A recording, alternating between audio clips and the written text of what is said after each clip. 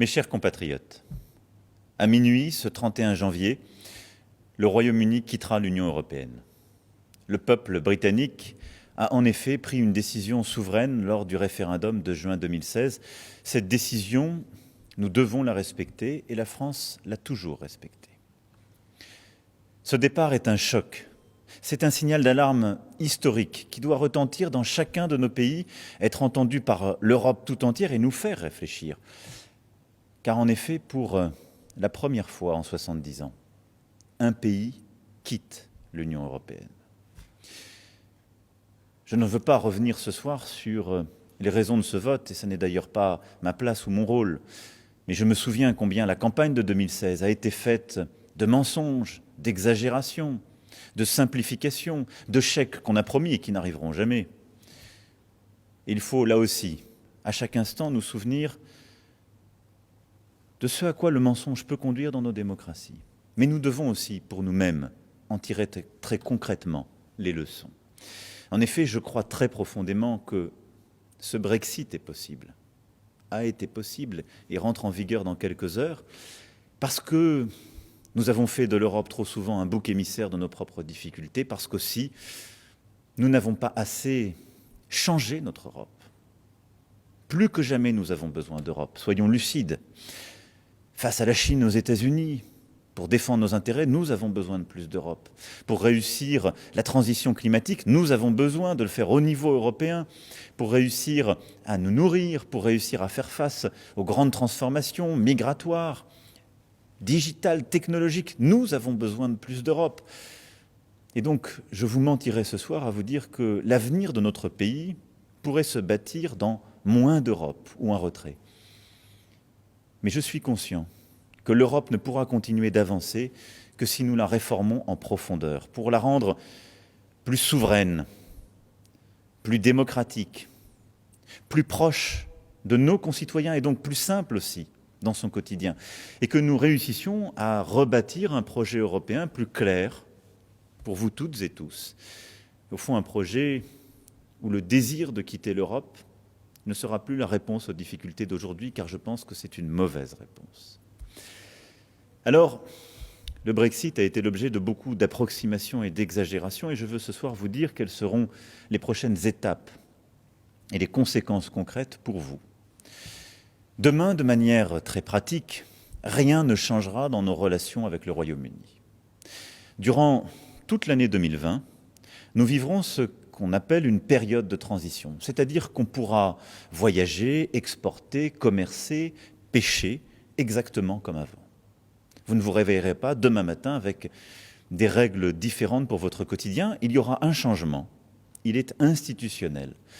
C'est que dès demain matin, le Royaume-Uni ne participera plus aux décisions européennes. Pour la France, cela signifie que 5 députés supplémentaires siégeront désormais au Parlement européen et remplaceront certains des députés britanniques qui viennent de quitter ce Parlement. Je veux aussi dire à nos concitoyens français vivant au Royaume-Uni que leurs droits seront maintenus, préservés, défendus, qu'ils le sont et que nous avons garanti dans cette période de transition évidemment toutes les règles qui leur permettent de continuer leur vie normale, leur activité. Je veux aussi dire à tous les Britanniques qui vivent en France, parfois depuis tant et tant d'années, que là aussi, demain matin, les choses ne changeront pas pour eux.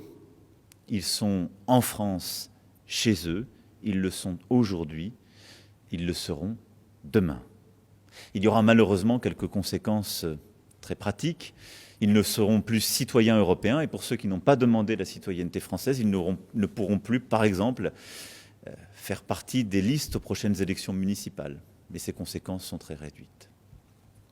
Ensuite, il nous faut préparer la relation future. En effet, nous devons bâtir avec le Royaume-Uni notre relation de demain. C'est tout l'objet de la négociation qui va commencer. Et pour cette négociation, nous resterons unis à 27.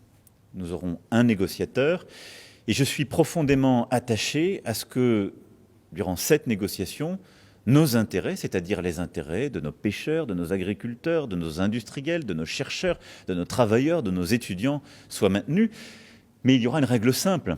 Ce partenariat que nous allons bâtir avec le Royaume-Uni, c'est un partenariat que je souhaite le plus proche possible, le plus solide, le plus durable.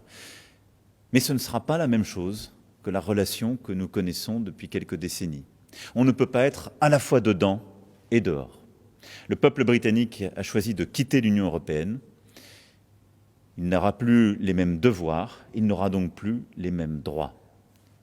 Ainsi, durant les prochains mois, nous aurons à négocier ce nouveau partenariat. Je le veux fort, mais je le veux aussi exigeant, car je veux vous protéger, vous défendre, protéger l'unité de notre Europe qui est indispensable. Néanmoins, au-delà de cette relation future, entre la France et le Royaume-Uni, c'est une histoire longue, faite de sang, de liberté, de courage, de combats que nous avons en partage. Et je ne les oublie pas non plus. C'est pourquoi notre relation bilatérale continuera à être forte. Nous célébrerons le 18 juin prochain le 80e anniversaire de l'appel du général de Gaulle à Londres. Et les Français savent ce qu'ils doivent au peuple britannique, et ne l'oublieront jamais. C'est pourquoi, en matière de défense, de science ou de culture, nous continuerons d'avoir des liens forts, bilatéraux, et je continuerai de les défendre. Je me rendrai prochainement au Royaume-Uni pour les entretenir et les renforcer. Voilà, mes chers compatriotes, ce que ce soir, en quelques mots, je voulais vous dire sur ce qui ne changera pas demain pour éviter les angoisses inutiles, mais sur ce qui va changer en profondeur dans notre Europe, car un pays vient de manière très concrète de décider de nous quitter, et à minuit, nous quittera de manière effective. C'est un jour triste, ne nous le cachons pas, mais c'est un jour aussi qui doit nous conduire à procéder différemment, à bâtir avec plus de détermination encore une Union européenne puissante, efficace, et qui parvienne à vous convaincre davantage et à retrouver le fil de cette histoire qui fait de l'Union européenne une aventure unique et à mes yeux irremplaçable. Vive l'amitié entre le Royaume-Uni et la France, vive l'Europe, vive la République et vive la France.